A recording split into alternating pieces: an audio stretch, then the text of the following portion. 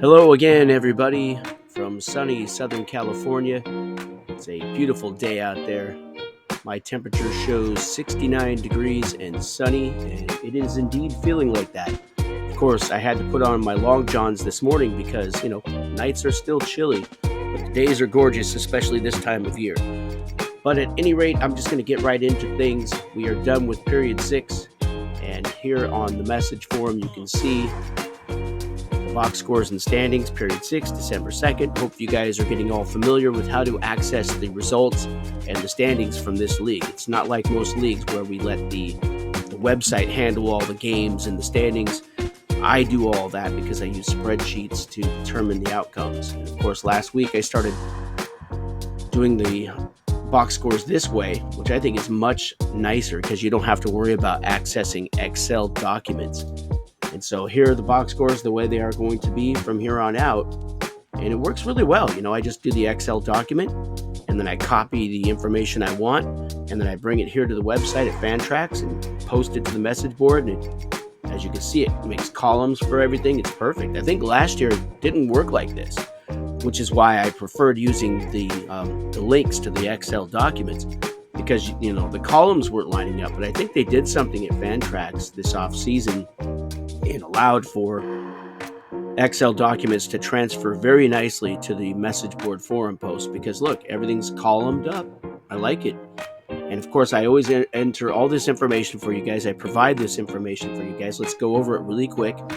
I provide your team, your player, obviously, then the team he plays for in the NBA, then the position he plays in our league. And remember, just one position per player. You can change them around from week to week if you need to. They just have to be proven, or you have to cite a source.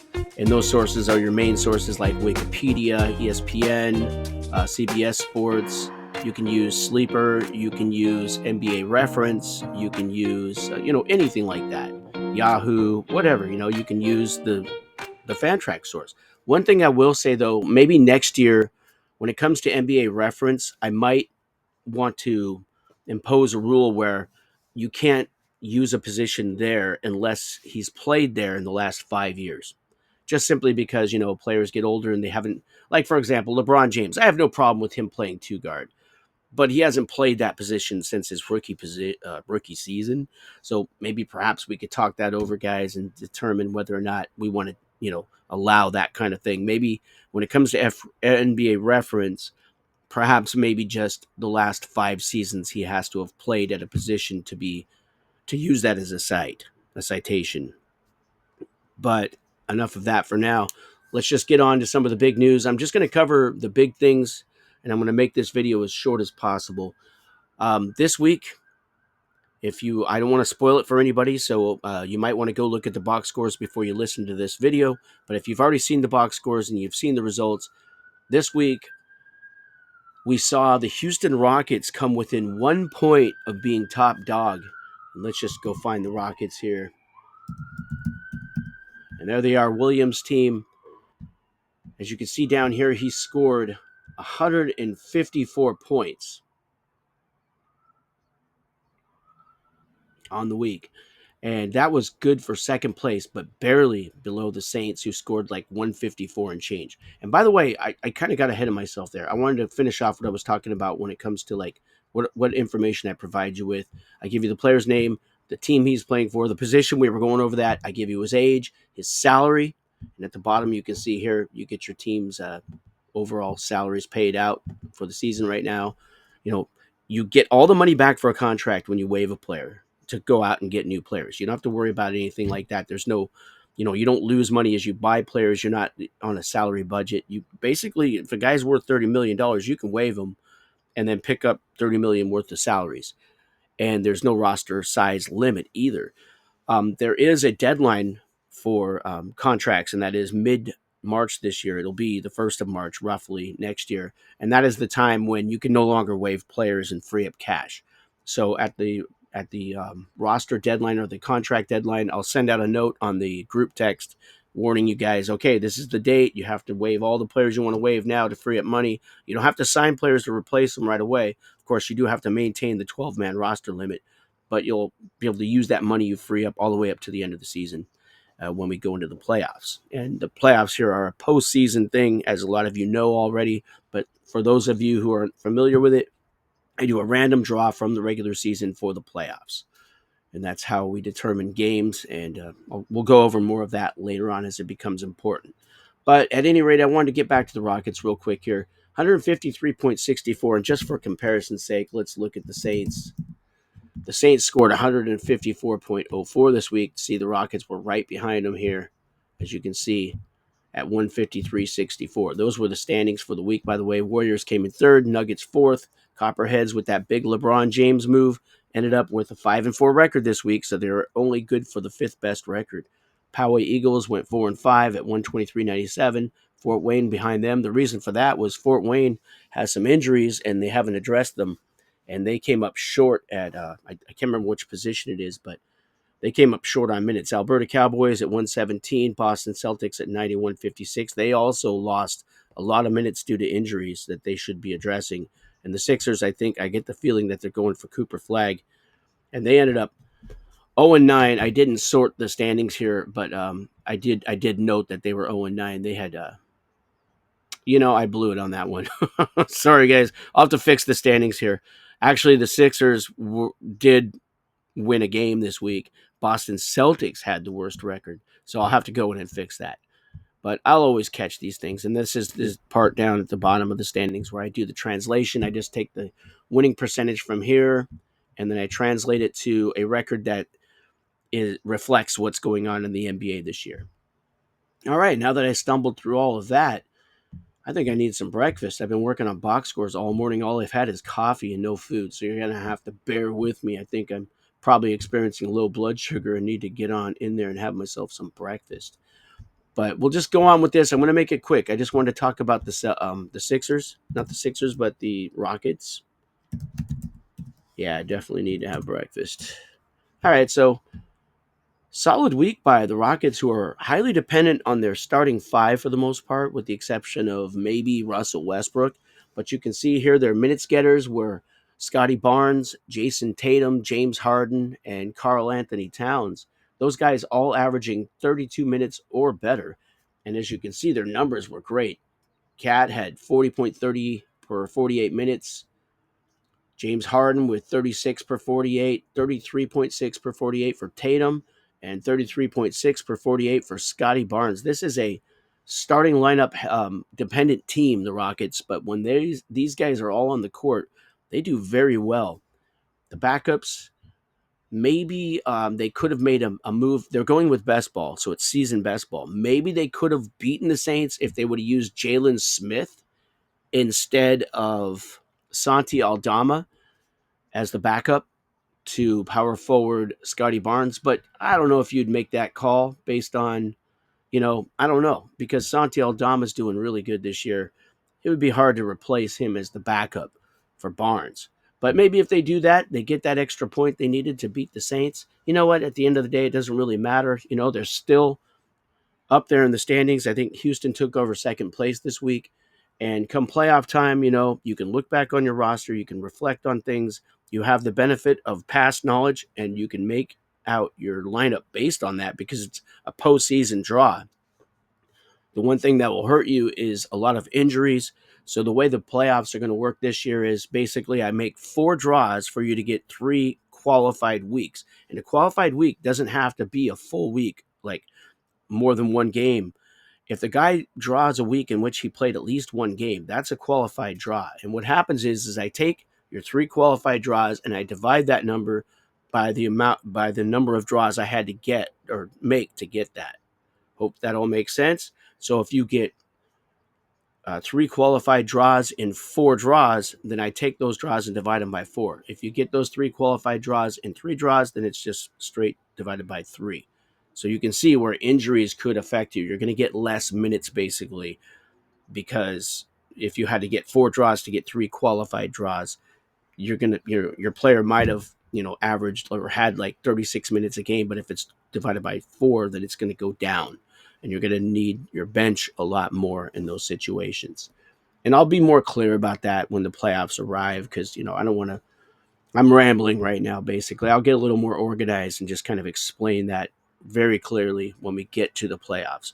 But for now, I just wanted to cover what the Houston Rockets did this week. They had a great week, and I wanted to give them a shout out for that. They almost beat the Saints all week. I do box scores. I just run them every day for the teams that are hot, and so I kind of have an idea how teams are doing.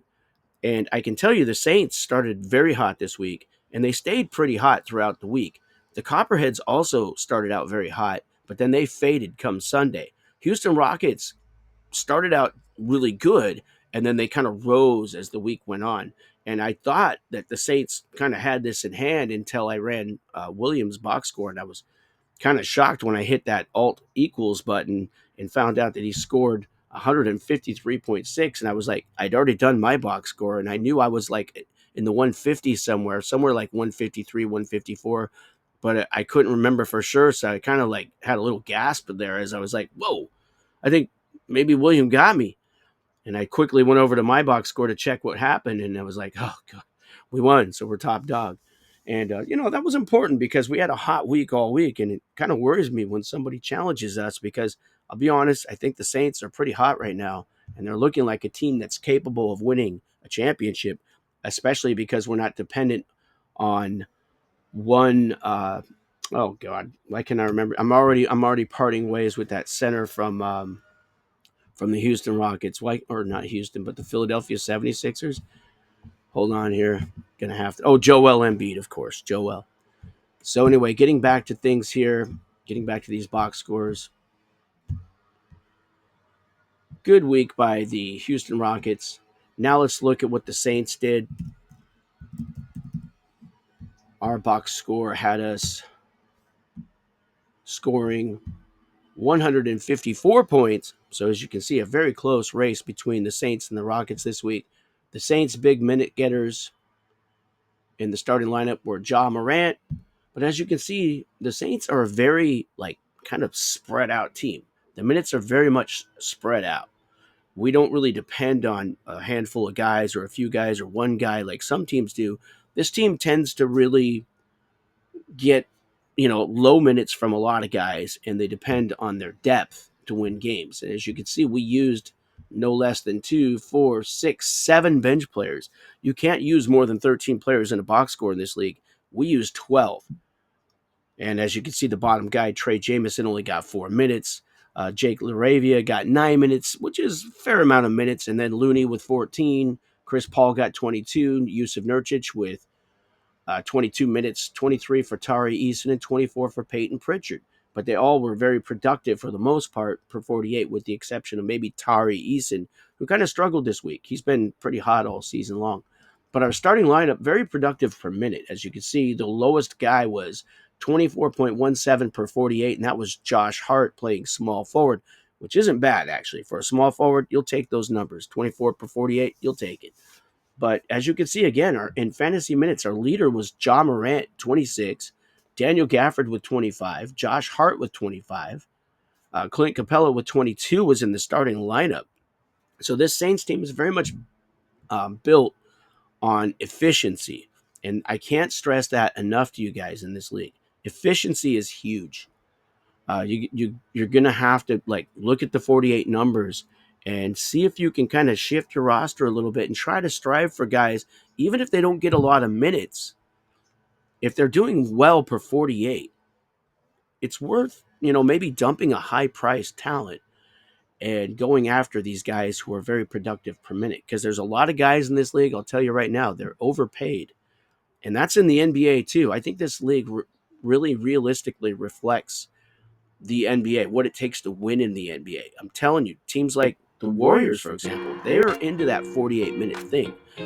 You can tell the way the players that they have, guys like Kevon Looney, for example, 37 points per 48 minutes, but he only plays 14 minutes. But look at what the Warriors are doing. They're winning games. Look at what Dallas did this offseason. They got Klay Thompson. Thompson is pretty horrible per 48.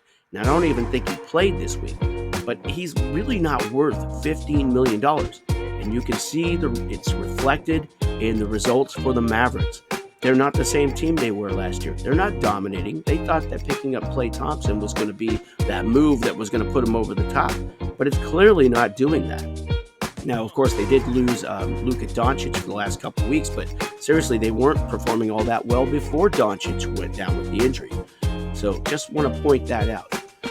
At any rate, maybe I'll make another video. I don't like to make these ones too long because I'll lose attention span. So I'm going to wrap this one up here. I just wanted to touch bases with you guys on a couple of things, talk about what the Rockets did this week. Great week.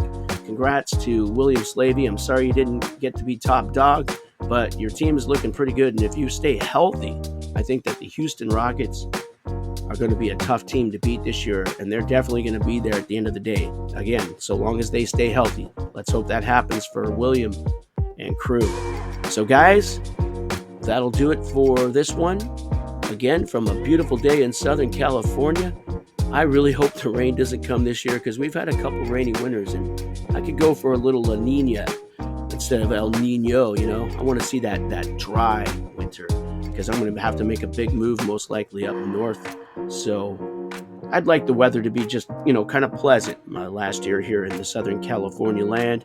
I spent a lot of years here in this town. I love San Diego, but man, it is getting too expensive. And I'm ready for a small town and more reasonable cost of living. You know what I mean? Anyways, I'll talk to you guys later.